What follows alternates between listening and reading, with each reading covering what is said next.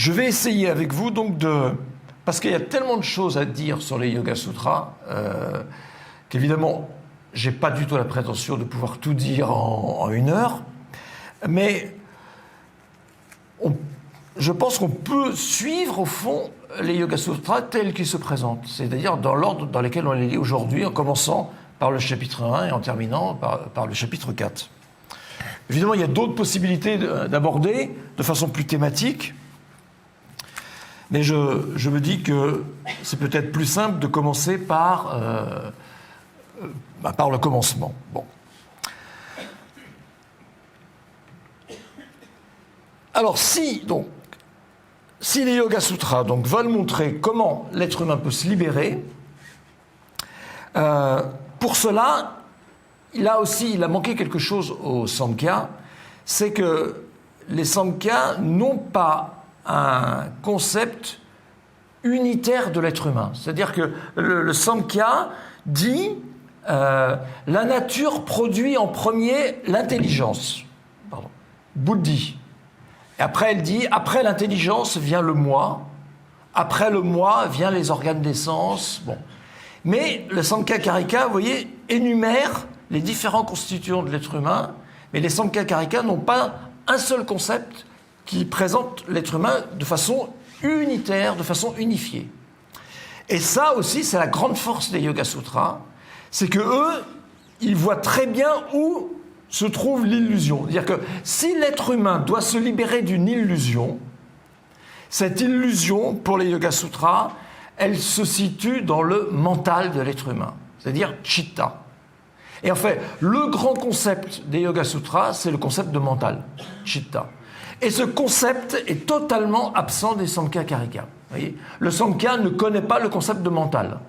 Or, on va voir là aujourd'hui que on ne peut rien comprendre au Samkhya, on ne peut rien comprendre au Yoga Sutra si on ne comprend pas que tout vient du mental en l'être humain.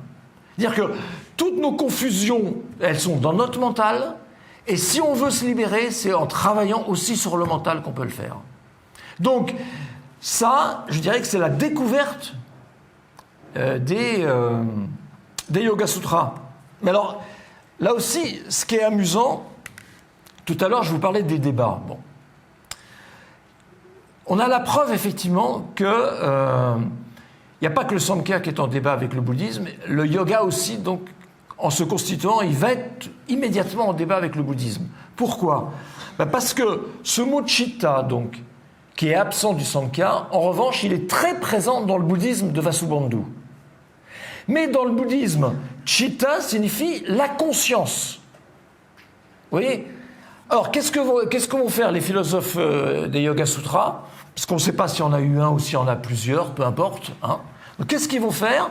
Ils vont emprunter le mot au bouddhisme et ils vont lui donner un tout autre sens.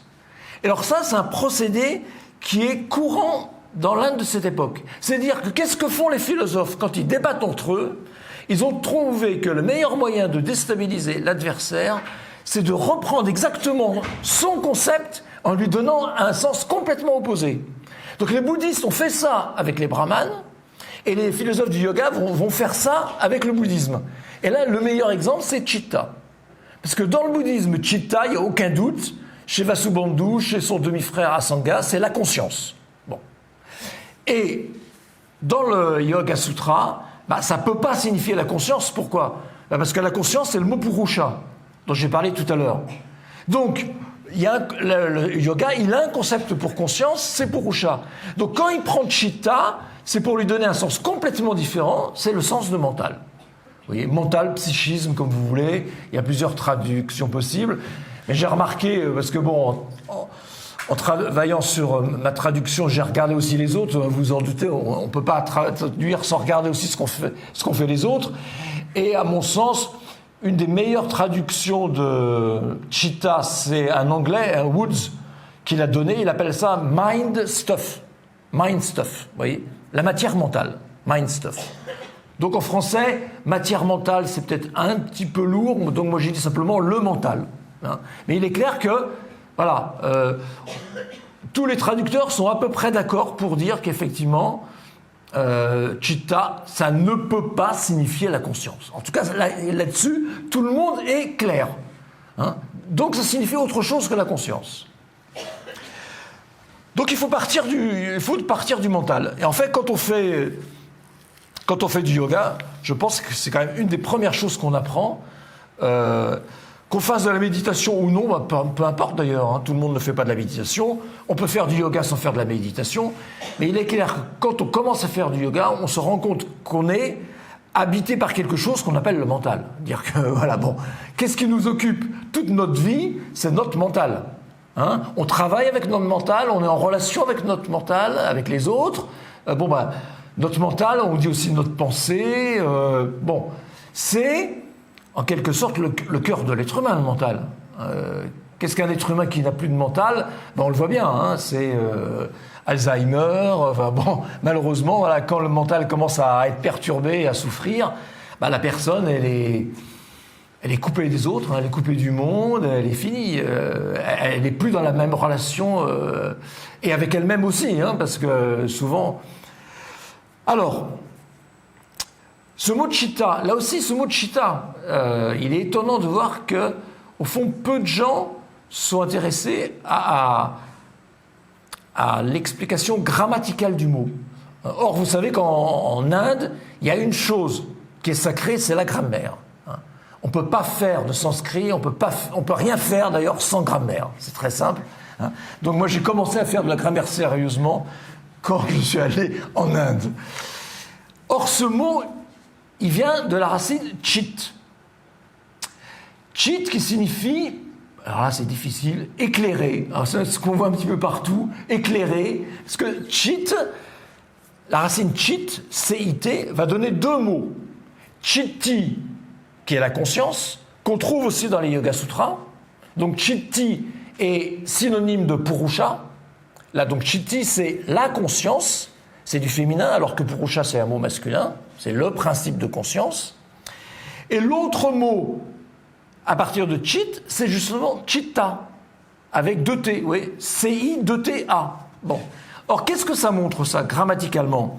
Ça montre que si chitti, ça signifie la faculté d'éclairer, on peut dire que la conscience, c'est en quelque sorte la faculté d'éclairer l'être humain sur lui-même, sur les autres. Bon.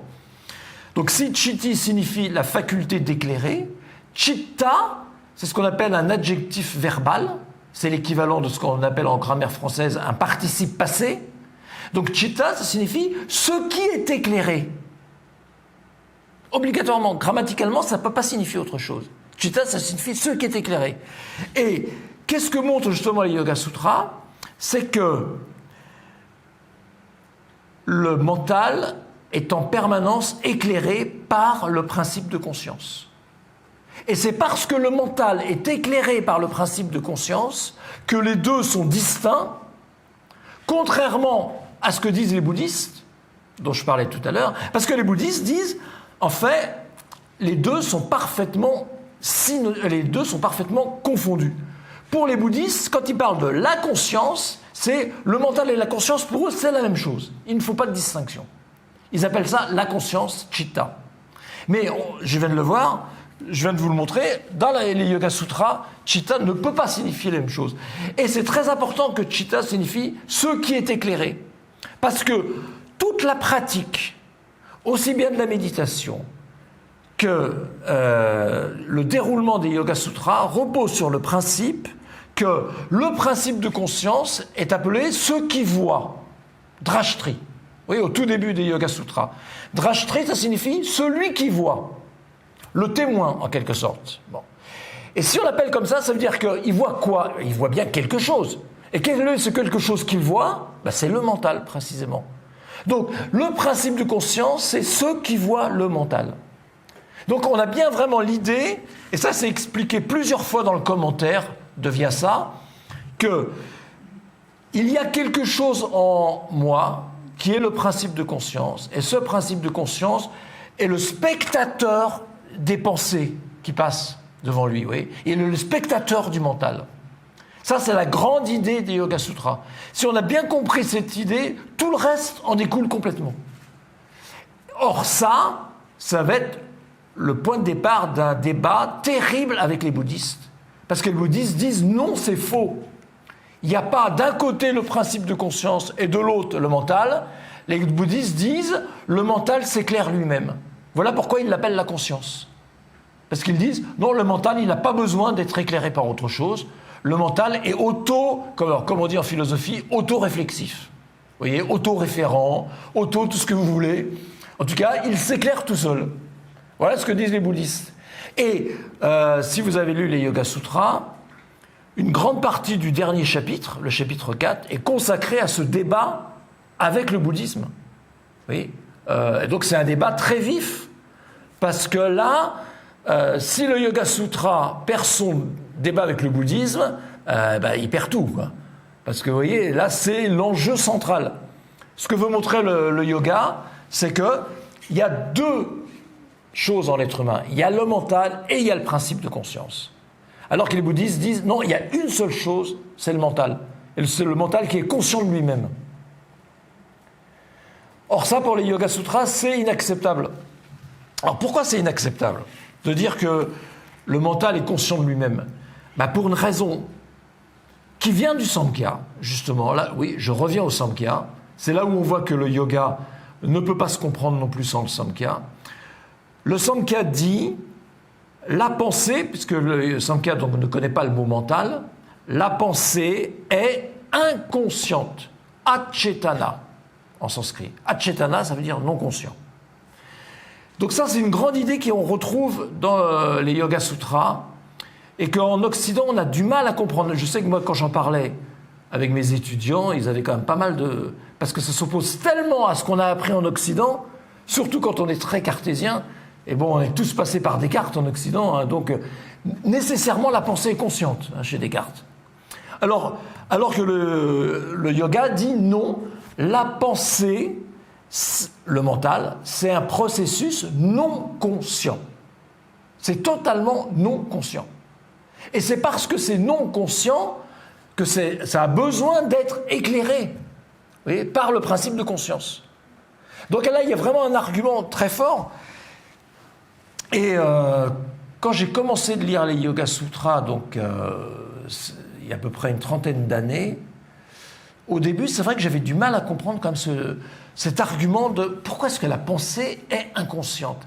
Et en fait, plus j'y ai réfléchi, plus je me suis dit qu'effectivement le yoga a complètement raison. Enfin, même maintenant, je n'ai plus aucun doute sur le fait que la pensée est totalement inconsciente. Alors pourquoi ? Parce que on a la réponse à la fois dans la Bhagavad Gita, dont j'avais parlé la dernière fois, et dans les Yoga Sutras. En fait, qu'est-ce qui nous fait croire que la pensée est consciente ? Globalement, c'est parce que nous nous approprions nos pensées. Par exemple, je dis « je pense que ». Donc voilà, donc là, je m'approprie ma pensée, je dis « je pense que ». Donc, comme nous nous approprions nos pensées, nous croyons évidemment que nous sommes l'auteur de nos pensées. Or, les Yoga Sutras disent, mais pas du tout, on ne peut pas être l'auteur de nos pensées. Parce que la pensée, c'est quelque chose qui vient à nous. La pensée, c'est pas quelque chose qui vient de nous, c'est quelque chose qui vient à nous, ce qui est complètement différent. C'est-à-dire qu'on voit bien que dans la journée, ça a dû vous arriver aussi, on est quand même traversé par plein de pensées. Et je pense que je ne suis pas le seul, vous devez le faire la même chose que moi. Il y a des pensées, là c'est le moi qui intervient, il y a des pensées qu'on n'aime pas, qu'on juge inintéressantes, donc on les met de côté, on dit bon, ça c'est vraiment pas intéressant. Puis on fait le tri. Chacun fait son petit tri, sa petite cuisine. Puis on garde les pensées qui nous valorisent, qui vont déjà dans le sens de ce que l'on pense, parce qu'on est quand même des gens qui aiment bien les habitudes. Donc on fait tout ce qui va dans le sens déjà de ce qu'on pense, on le garde. Tout ce qui s'oppose à ce qu'on pense, on le met de côté. Et peu à peu, comme ça, à force de se faire cette petite cuisine, on se dit, oui, en fait, les pensées, elles viennent de moi. En réalité, les pensées, elles ne viennent pas du tout de moi. C'est le moi qui fait en sorte, ça c'est la grande illusion du moi, c'est le moi qui fait en sorte que je me crois l'auteur des pensées. S'il y avait, en fait, le moi, il est très important. Et le moi, dans les Yoga Sutras, s'appelle asmita. Et on l'appelle un klesha, un affect, que je traduis moi par affect. Asmita, ça signifie en sanskrit le fait de dire je suis. Asmita, le fait de dire je suis. Donc c'est une autre façon de parler du moi. Bon, parce que le moi, il dit tout le temps je suis, je suis, je suis. Bon. Et les Yoga Sutras montrent bien que le moi, c'est un affect. Ce mot affect, klesha, c'est un mot très fort. Hein. Ça veut dire quoi? Ça veut dire qu'il modifie des pensées qui peuvent m'arriver en leur donnant une espèce de coloration. Alors, ça peut être une coloration négative, une coloration positive, une coloration émotive, différents types de coloration. Mais le moi, qu'est-ce qu'il fait? Le moi, il fait que mes pensées, j'y tiens comme si c'était mes propriétés. Non, en réalité, si on y réfléchit 2 secondes, c'est complètement idiot, cet argument. La pensée n'appartient à personne. Surtout pas au moi. Vous voyez, ça c'est un argument, là aussi il m'a fallu des années en fait pour comprendre cet argument. L'idée simplement que la pensée, c'est quelque chose qui se passe en moi, hein, mais qui ne m'appartient pas. Hein. Mais c'est quand j'ai fait le petit tri dont je parlais tout à l'heure, quand j'ai fait ma cuisine, que je crois qu'il y a des pensées qui m'appartiennent et qu'il y en a d'autres qui n'ont pas d'intérêt. Mais en réalité, ça ne change rien au fait que le mental n'appartient pas à l'être humain. C'est quelque chose qui lui arrive, et des pensées, on en a tout le temps, toute la journée, et pas seulement la journée, comme vous le savez, on en a même dans nos rêves, parce que nos rêves continuent, en fait, d'être nourris par le mental. Donc, en fait, ils n'arrêtent pas le mental de nous envoyer comme ça des pensées. Mais la pire illusion, au fond, c'est de croire, c'est ce que dit la Bhagavad Gita, hein, de croire que je suis l'auteur des pensées. Ben non, je ne suis pas l'auteur des pensées. Oui. Donc là, il y a vraiment une passerelle intéressante, vous voyez, entre les Yoga Sutras et la Bhagavad Gita, hein, qui donne exactement la même idée, alors que la Bhagavad Gita précède les Yoga Sutras, en tout cas de plusieurs siècles. Alors là aussi, tous les indianistes ne sont pas d'accord. Moi, j'ai tendance à penser que les Bhagavad Gita, c'est le 2e siècle avant notre ère. Mais même si on pensait que la Bhagavad Gita est du 2e siècle de notre ère, elle serait au moins 3 siècles avant les Yoga Sutras. Hein. Donc, on se rend compte aussi, en lisant les Yoga Sutras, que les philosophes qui les ont composés connaissaient la Bhagavad Gita. Ça, c'est à peu près certain.